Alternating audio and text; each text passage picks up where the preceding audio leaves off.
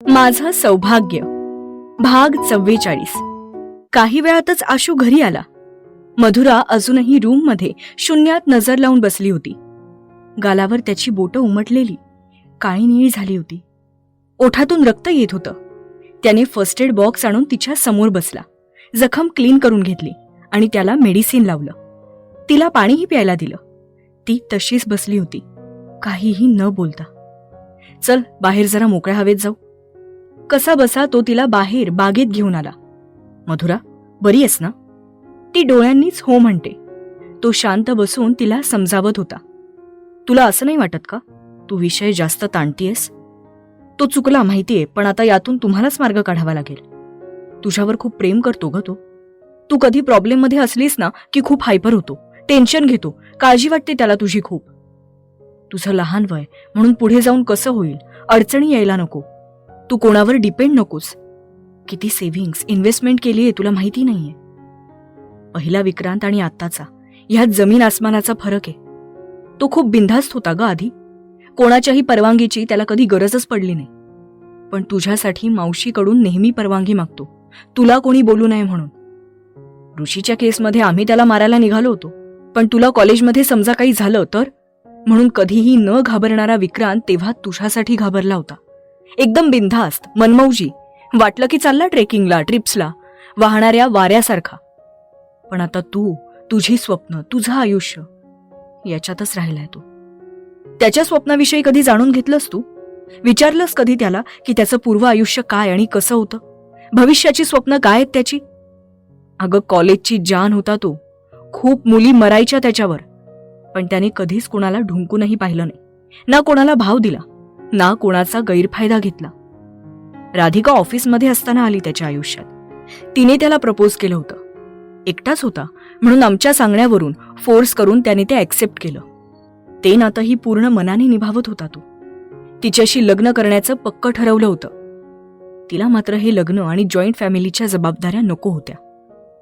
मावशीला तू आवडली होतीस, पण तुझ्या आयुष्याची फरफट नको.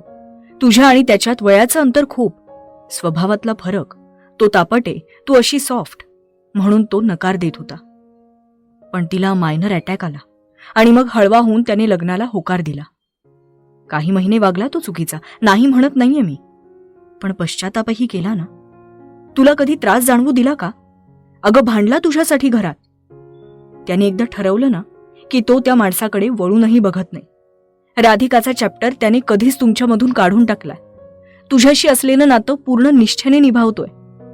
आम्हाला कधी स्वप्नातही वाटलं नव्हतं की विक्रांत एखाद्या पोरीला इतका जीव लावेल, प्रेम करेल. तू श्वास बनलीयस त्याचा. फक्त माझी बच्चा यापुढे काही दिसतच नाही ग त्याला. आम्ही चिडवतो तरी फरक पडत नाही. मधुरा, तू नीलला समजावलंस, मग तू का नाही भूतकाळ मागे टाकून पुढे जातेस? तो शेवटपर्यंत तुझी साथ सोडणार नाही. एक पाऊल तू टाक प्लीज. तुमच्या दोघांना असं नाही बघवते ग. तुटून जाईल ग तो आतून. विश्वास ही खूप मोठी गोष्ट आहे. तू ठेव ना त्याच्यावर. विक्रांत चुकला, पण त्याला एक चान्स दे. तुम्हाला परतीच्या वाटा नाहीयेत. तुला वेगळं व्हायचंय का? आणि जगू शकशील का तू? नाही, अजिबात नाही. मी त्यांच्यापासून दूर नाही जाऊ शकणार. सॉरी आशू, मी चुकले. मी विक्रांतची पण माफी मागते. हवं तर मला ते हवे. प्लीज कुठे आहेत ते सांग ना. त्यांच्याकडे घेऊन चल मला. गुड गर्ल, येईल तो. तुझ्याशिवाय लांब कुठे जाणार आहे? चल फ्रेश हो. तो आल्यावर तुला बघूनच त्याचा मूड ठीक झाला पाहिजे. ती सगळं आवरून बसते. 12 वाजतात तरी विक्रांत काही येत नाही. जसजसे घड्याळाचे काटे पुढे सरकत होते तसतसे तिच्या हृदयाचे ठोके वाढत होते.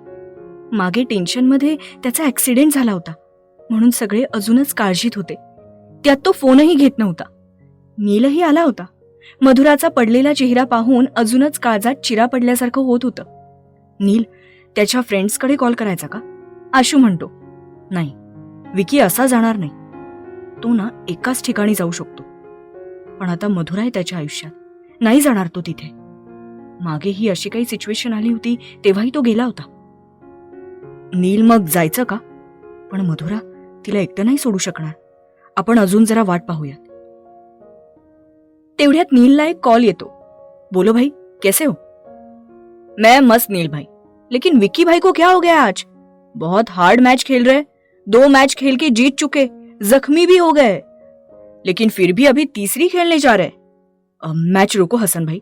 नहीं नील भाई, मैच अनाउंस हो चुका है, विकी पे बहुतों ने पैसे लगाए, आधे घंटे में शुरू हो जाएगी। हसन भाई मैं वहां पे आ रहा हूं। भाई एक बात पूछनी थी।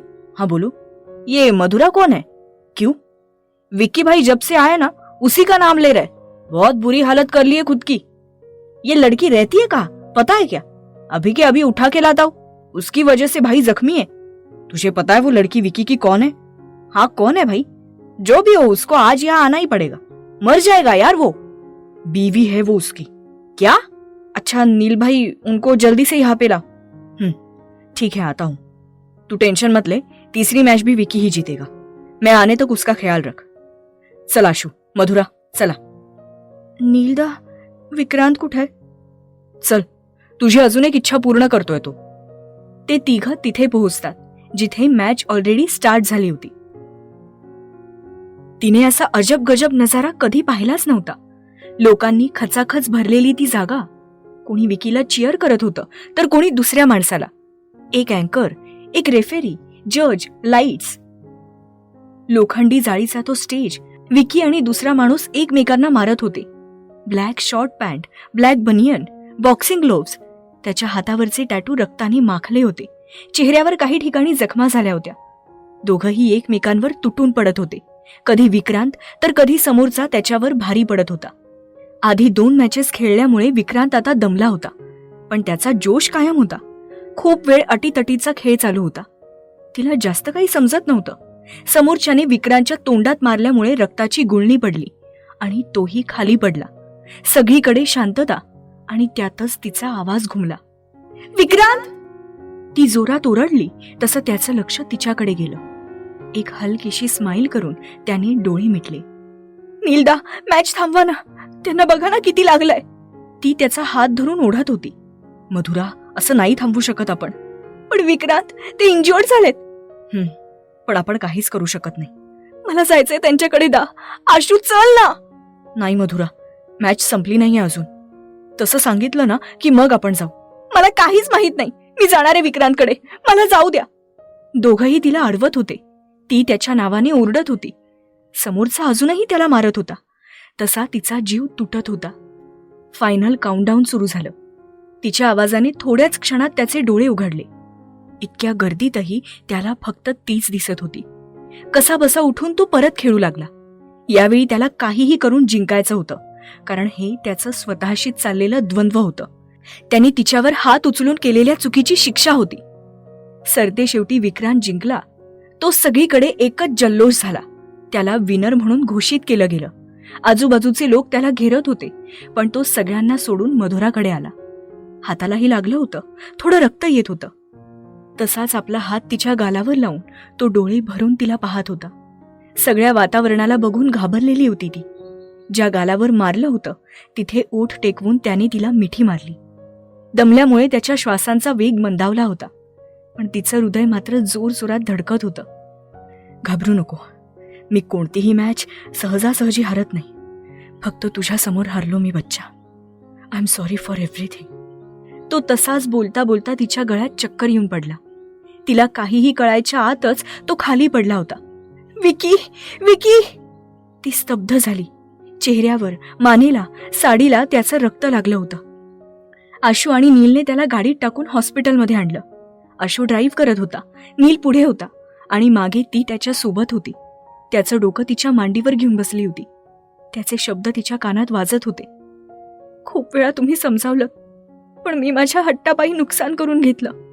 सॉरी विक्रांत, पण विश्वास ठेवा, मी मुद्दाम नाही केलं. तुम्हाला कोणासोबत वाटण्याचा विचारही करवत नाही. सर्वांमध्ये तुम्ही जवळचे आहात, मग तुम्ही असे माझ्यापासून लपवलत म्हणून रागावले होते मी.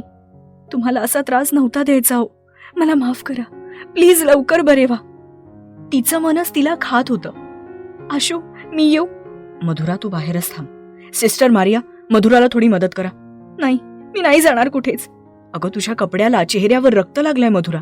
नाही, मी आधी विक्रांतला बघणार, मगच जाईन. प्लीज, मी इथे बाहेर थांबते वाटलं तर. हॉस्पिटलमध्ये पोहोचल्यावर आशू आणि नील आत गेले. ती बाहेरच थांबली होती. त्याचं ड्रेसिंग करून सलाईन लावून ते दोघंही बाहेर आले. नीलदा, ठीक आहे, येईल थोड्या वेळाने शुद्धीवर. मी जाऊ बघायला? मधुरा, मला जरा बोलायचं होतं. तेवढ्यात आशूने त्याला थांबवलं.